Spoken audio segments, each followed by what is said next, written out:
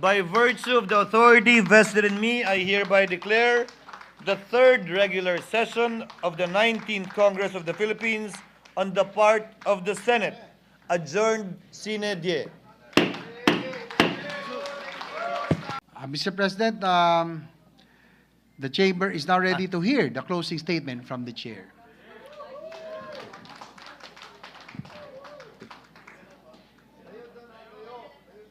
Dito lang. Maikli lang naman. Bago makarating si Amiron, tapos na ako eh. Sa atin pong lahat, isang maganda at pinagpalang gabi. Tulad ng sinabi ko, maikli lamang ang aking magiging talumpati dahil halos nasabi naman na ang lahat ng pasasalamat kanina, nabanggit na lahat ng papuri kanina. Lahat ng mga magagandang salita ay ginawad na sa mga miyembrong lilisan at mananatili dito. Naangkin na rin lahat ng panukalang batas na pinasa natin, kaya wala na ako mababanggit. Kaya hayaan nyo na lamang magpasalamat ako sa bawat isa sa inyo sa pamamagitan ng pagbibigay na maikling talumpati upang sa gayon makauwi at makapagpahinga na ang bawat isa, lalo na ang ating staff at ang secretariat dahil nitong nakaraang 2 linggo, hindi may kakaila na bugbog tayo sa trabaho, bugbog tayo sa labas, bugbog pa rin tayo sa mga tigaloob dito. Kaya gusto ko ang mga oras tulad nito kung saan nagbibigay tayo ng mga magagandang talumpati. Kahapon lamang, maanghang na salita, nagpalitan tayo ng maanghang na salita. Pero ngayon, tila wala tayong ginawang mali sa isa't isa. Maging ganun pa man, Senator Coco, pinapatawad na kita. Lahat ng panimulang interpellation ni Senator Coco, naiinis ako, pero pag natapos siya, may punto naman talaga at naging mas matalino ako pagkatapos nun. Malaya na ang staff mo, Senator Coco, na makakauwi ng mas maaga mula bukas. Ang babanggitin ko na lamang yung mga nandito. Senator Nancy, ikaw dapat ang gumamit ng tagline ni Senator Mark Villar dahil ikaw sa totoo lang andito sa Senado, ang tahimik lang. Kaya ka siguro BFF ni Senator Lauren, ikaw lang hindi nagrereklamo tuwing pinapatay niya yung aircon.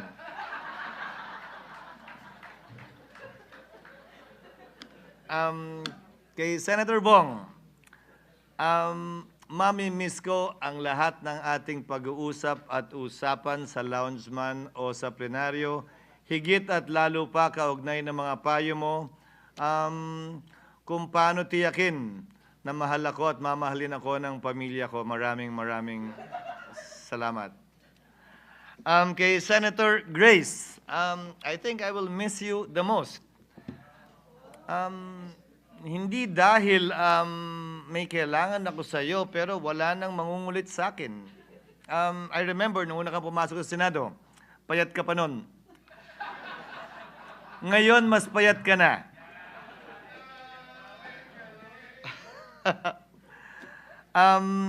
As Senator JV said earlier, I think your father will be proud of you. I met your dad first before I met you. I met your mom second before I met you. And I think they will both be proud of what you've accomplished and will continue to accomplish beyond your term here in the Senate. Isang bagay na naman po ang sasabihin ko, lahat ng panukalang batas, resolusyon, committee report na naipasa natin ay dahil sa tulong at pagpahintulot ng bawat isa sa atin.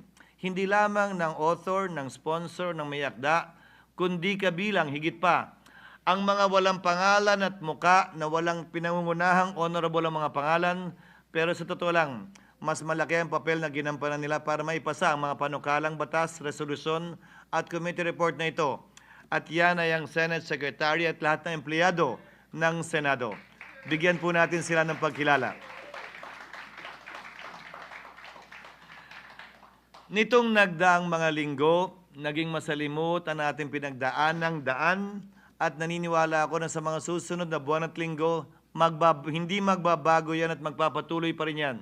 Subalit, ang paniniwala ko ay ito, hindi tayo dapat tinitingnan depende sa kung sino ang binoto natin noong nagdaang eleksyon. That does not in any way define us and that should not define us in any way. Bawat isang miyembro buo ang aking tiwala na nasa isip at nasa puso niya ang mataas na interes ng ating bansa at maganda at maayos na kapakanan para sa ating mga kababayan. Kailanman, hindi ko pinagdudahan yon.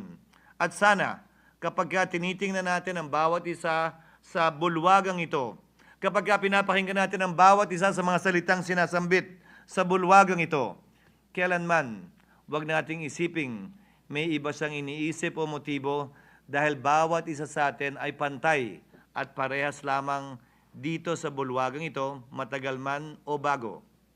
Bilang panghuling salita, malaking oras ang hiniling na ng bansa at ng bayan at ng ating mga kababayan mula sa mga miyembro ng Senadong ito sa nagdaang 3 taon, sa nagdaang 6 na taon, sa nagdaang 12 taon para sa iba o higit pa. Maraming salamat sa inyong serbisyo. Thank you for your service. When I bid goodbye and bid farewell to the Senate in 2019 when I ran for governor, I said I will not say goodbye. I will not say goodbye to those who will not cross over to the 20th Congress unlike the impeachment. Instead, I will say, I will see you again. Hindi ako magpapaalam sa inyo. Ang sasabihin ko, hanggang sa muli nating pagkikita. Do not be strangers. We are just here.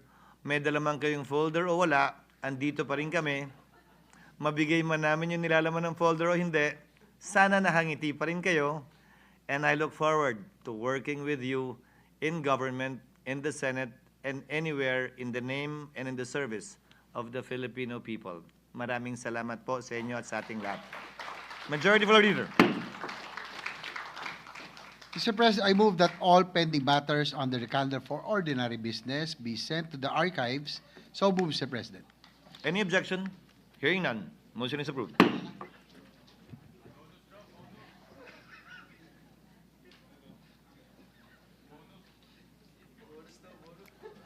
Huh? Mr. President, I move that the third regular session of the 19th Congress of the Philippines on the part of the Senate be adjourned sine die. Is there any objection? Chair hears none. The motion is approved.